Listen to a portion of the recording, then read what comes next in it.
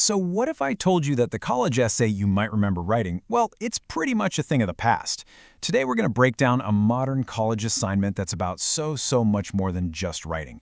We're diving into the anatomy of a 21st century paper, and honestly, what we find might just change the way you think about education itself. Okay, so it all kicks off with a real-world problem. This assignment is all about the challenges that first-generation college students face. You know, a lot of them coming from underfunded schools with maybe less academic prep. It's a really complex human issue, and that's the beating heart of this entire project. And that's the big question, right? How do you even start? Tackling a topic like this takes a lot more than just having an opinion. You need real research, a solid structure, and a clear voice. So how does an assignment like this actually guide a student through that whole process? Let's get into it. And that leads us right into our first section, the 21st century essay. Because, as you're about to see, this whole thing is designed to be way more than just a simple paper. The whole foundation is built on two key things. First, students really dive into the book First Gen. This gives them a deep, kind of personal understanding of the topic. But then, they have to go dig into the university's scholarly databases to find hard evidence. The real magic, the real challenge, is learning how to weave those two different kinds of sources together to build a truly powerful argument. And yeah, this is not a project you can just cram into a weekend. It's a carefully laid out 4-week process. You start with research, then you move to a presentation, then a really cool audio draft, and only then, in that final week, is the actual essay due. Each step is a building block for the next one. All right, so let's dig into that first piece, the research. This is where a strong argument really begins, not with what you think, but with what you can prove. The whole task is broken down into three, really smart steps. First, go find a legit scholarly article in the school's databases. Second, you write a summary, which basically proves you actually get what it's saying. And third, you create a perfect citation for it. It's this methodical process for building a rock-solid foundation for your argument. And here's the why behind it all. This isn't just busy work. It directly connects to one of the main goals of the course, teaching students how to actually find their way around the world of academic research. I mean, that's a critical skill they're going to use for their entire college career, and honestly, probably beyond.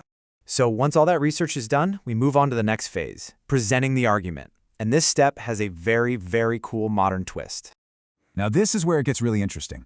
Students aren't actually giving this presentation to a class. Nope, they create a slide deck for themselves. Think of it like a visual roadmap for their essay. It's a tool for organizing all their thoughts before they write a single paragraph. And the requirements for the presentation? They're basically a blueprint for the final paper. You've got to have an intro, a slide with just your thesis statement, body slides where you match up your points with quotes and evidence, and of course, a works cited slide.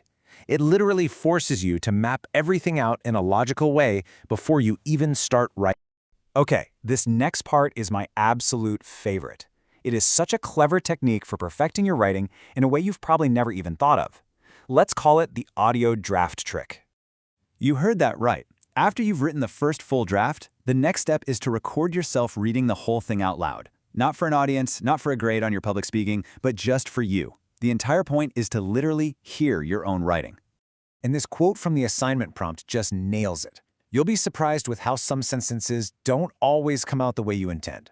It is so true. Things that look fine on the page, things your eyes just skim over, your ears will catch them immediately. It's a seriously powerful way to edit your own work. And look, it's really important to get this. The goal is not a perfect recording. Stuttering, saying all of that is totally fine. The real point is to go beyond just hunting for typos. You're listening to see if your ideas are clear, if your argument actually flows, and if the whole thing sounds like, well, you. So when you step back and look at all these different pieces together, it becomes so clear that this whole assignment is about way more than just writing an essay. It's about all the skills you're building along the journey.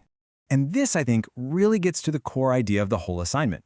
The final essay, that's the destination, right? That's the finished product. But the process, the research, the presentation, the audio draft, that's the journey. And it's on that journey that students build an entire toolkit of skills for the future.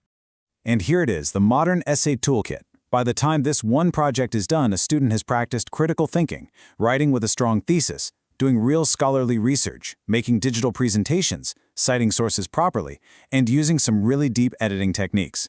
These aren't just skills for passing a class. They're skills for academic and professional success, plain and simple. So it kind of leaves us with this one big question. We put so much focus on the final grade, right? The finished product. But what if the real evolution in education is happening in the process? What if it's less about knowing the right answer and more about mastering the skills to find, shape, and communicate it effectively? Definitely something to think about.